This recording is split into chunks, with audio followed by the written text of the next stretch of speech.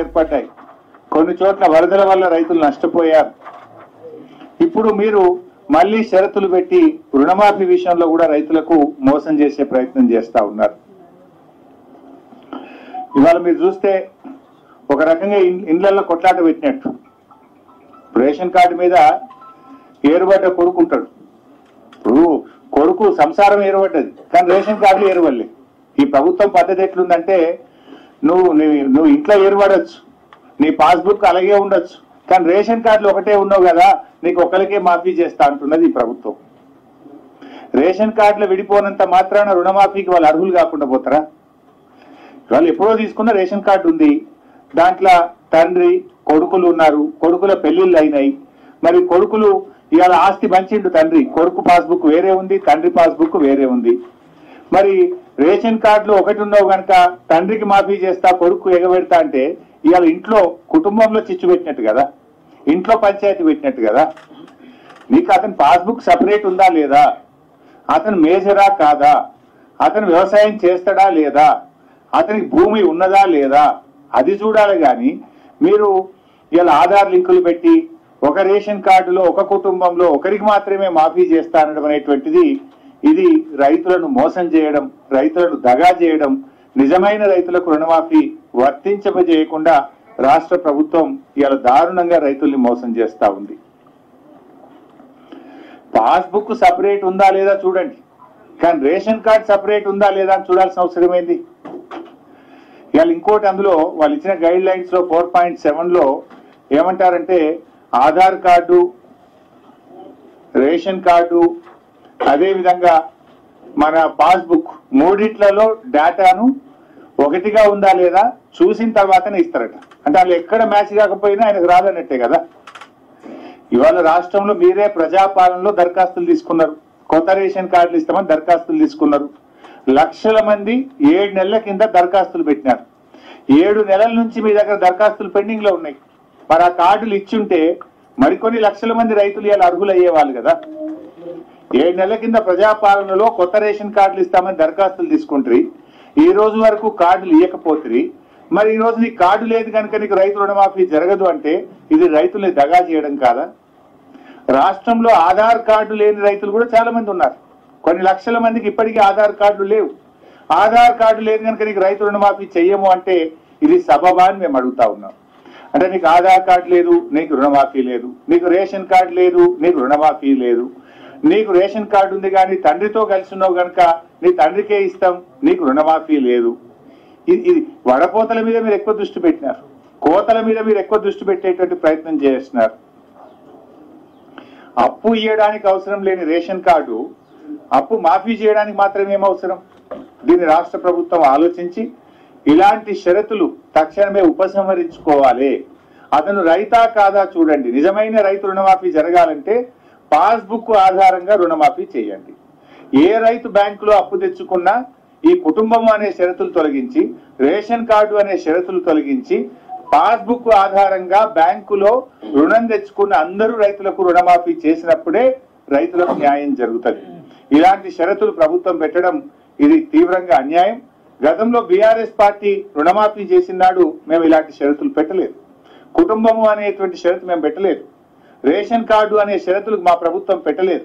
ఎవరు రుణం తెచ్చుకున్నా కూడా వారికి రైతును రైతుగా చూసాం.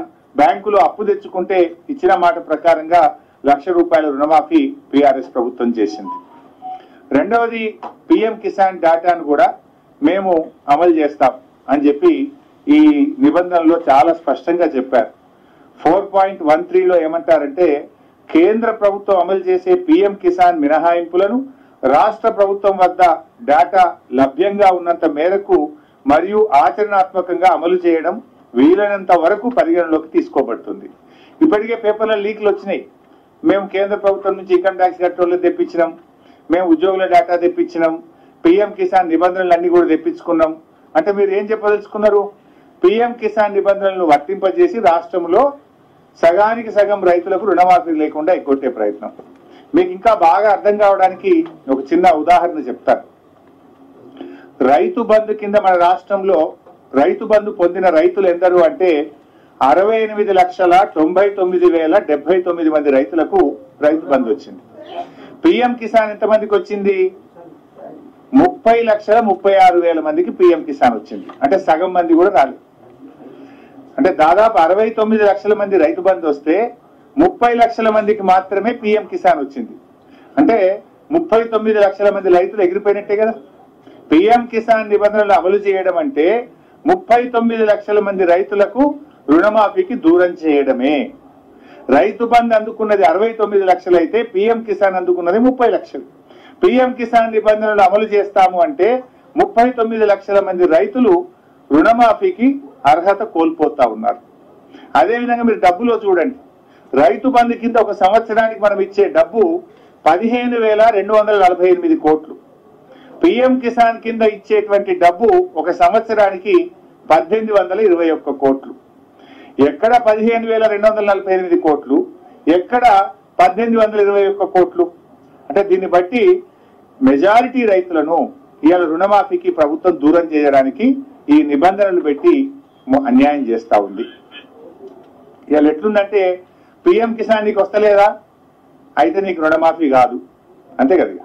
పిఎం కిసాన్ నీకు వస్తలేదంటే నీకు రుణమాఫీ కాదన్నట్టు ఈ నిబంధనలు అంత స్పష్టంగా చెప్పిండు. అంటే అటు పిఎం ఇయ్యడు, ఇటు సీఎం కూడా ఇయ్యడు అన్నట్టు. అటు పిఎం ఇయ్యడు, ఇటు సీఎం ఇయ్యడు. అంటే బడేబాయి బాటలో చోటేబాయి నడుస్తుండ్రు, అంతే కదా. బడేబాయి బాటలో ఈ చోటేబాయి నడుస్తున్నట్టు కనబడుతున్నది ఇప్పుడు. అటు పిఎం ఇయ్యడు, ఇటు సీఎం ఇయ్యడు. పిఎం కిసాన్ నిబంధనలు అమలు చేయడం అంటే 60% మంది రైతులను రుణమాఫీకి దూరం చేయడమే. అంటే ఇలా పిఎం కిసాన్ లో ఏముంటది? ఇన్కమ్ ట్యాక్స్ కట్టే వాళ్ళకి ఇవాళ రైతులు ఏమైపోయింది, తమ పిల్లలు విదేశాల్లో చదువుకోవాలన్నా, తాము ఇల్లు కట్టుకోవాలనుకున్నా, తాము ఏదైనా వాహనం కొనుక్కోవాలంటే కూడా ఐటీ రిటర్న్స్ ఉంటేనే లోన్లు వస్తా ఉన్నాయి బ్యాంకుల్లో. అంటే ఇవాళ పిల్లల చదువుల కోసమో, ఇల్లు కట్టుకోవడం కోసమో, ఓ ట్రాక్టర్ కొనడం కోసమో, వాహనం కొనడం కోసమో రైతు ఇన్కమ్ ట్యాక్స్ ఫైల్ చేస్తే అతను రుణమాఫీకి అనర్హుడు. ఇలా కార్మికులు ఉంటారు, ఆర్టీసీ కార్మికులు, సింగరేణి కార్మికులు, ఎంతో మంది 4th క్లాస్ ఎంప్లాయీస్, చిరు ఉద్యోగులు, రిటైర్డ్ పెన్షనర్లు, వాళ్ళందరినీ కూడా రుణమాఫీకి దూరం చేసింది కదా. ఉపాధ్యాయులు, ఉద్యోగులు, రిటైర్డ్ ఉద్యోగులు, పెన్షనర్లు, ఆర్టీసీ కార్మికులు, సింగరేణి కార్మికులు, 4th క్లాస్ ఎంప్లాయీస్, ఈ చిన్న వాళ్ళందరినీ కూడా ఇవాళ మీరు రుణమాఫీకి దూరం చేసే ప్రయత్నం చేస్తా ఉన్నారు. అంటే గతంలో మా ప్రభుత్వం ఉండే, మేము రుణమాఫీ చేసినప్పుడు ఈ పిఎం కిసాన్ నిబంధనలు పెట్టలేదు, ఇలాంటి కోతలు మేము ఆలోచించలేదు. ఆ రోజు ఆయన రైతా కాదా, బ్యాంకులో క్రాప్ లోన్ తీసుకున్నాడా లేదా, పాస్బుక్ ఉందా లేదా, ఉంటే రుణమాఫీ చేయమన్నా. కానీ మీరు ఒకటి కుటుంబం నిబంధన అయితే ఒకరికే రేషన్ కార్డు లేకపోతే నీకు రాదు, పిఎం కిసాన్ నిబంధన నీకు పిఎం కిసాన్ డబ్బులు వస్తలేవా, నీకు రుణమాఫీ రాదు. ఈ రకంగా మీరు కోతలు పెడతా ఉన్నారు. అంటే రైతుల సంఖ్యను గణనీయంగా తగ్గిస్తున్నటువంటి పరిస్థితి ఉంది. ఇకపోతే 2 లక్షలకు పైగా అప్పు ఉన్నటువంటి రైతులు ఆ అప్పును వాళ్ళు కట్టిన తర్వాతనే రుణమాఫీ చేస్తారట. ఇది ఎక్కడదని నాకు అర్థం కాదు. సపోజ్ ఒక రైతు 3 లక్షల రూపాయలు అప్పు ఉంది, ఏమంటుంది ప్రభుత్వం, నువ్వు ఆ 1,00,000 తెచ్చి కట్టినాక నీకు 2 లక్షల రూపాయలు బ్యాంకులు వేస్తాము అంటున్నారు. అంటే ఇలా నీ అప్పు మాఫీ కావడం కోసం బయట 3 రూపాయలకు మళ్ళీ అప్పు తేవాలి. బ్యాంకా ఎట్లా ఇయ్యదు, బ్యాంకులో ఆల్రెడీ అప్పు ఉన్నది.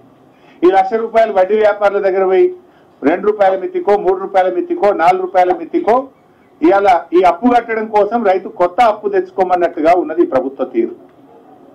ఇవాళ ఇంకోటి కూడా ఉంది, ఇలా ఆయనకు అప్పు ఉట్టాలి ఎప్పుడు, ఆయన అప్పు కట్టాలి ఎప్పుడు, నువ్వు మాఫీ చెయ్యాలి ఎప్పుడు అంటే ఆలస్యం అవుతుంది. రుణమాఫీ ఆలస్యం కూడా జరుగుతుంది. ఇలాంటి షరతులు అవసరం లేదు. మీరు 2 లక్షల రూపాయలు రుణమాఫీ చేస్తామన్నారు, అతని అప్పు 3 లక్షలు ఉందా, 4 లక్షలు ఉందా, 2.5 లక్షలు ఉందా మీకు అనవసరం. మీరు నేరుగా 2 లక్షల రూపాయలు రైతు ఖాతాలో జమ చేయండి, ఇచ్చిన మాట ప్రకారంగా 2 లక్షలు రుణమాఫీ చేయండి. కానీ నువ్వు అప్పు చెల్లించిన తర్వాతనే మేము ఈ 2 లక్షలు చెల్లిస్తాము అంటే ఇది రైతులకు మోసం చేయడం, రైతులకు ఆలస్యం చేయడం. ఆలస్యం అయితే ఏమవుతుంది, సపోజ్ ఆయన 1,00,000 రూపాయలు అప్పు అదనంగా ఉంది, అది కట్టాలి.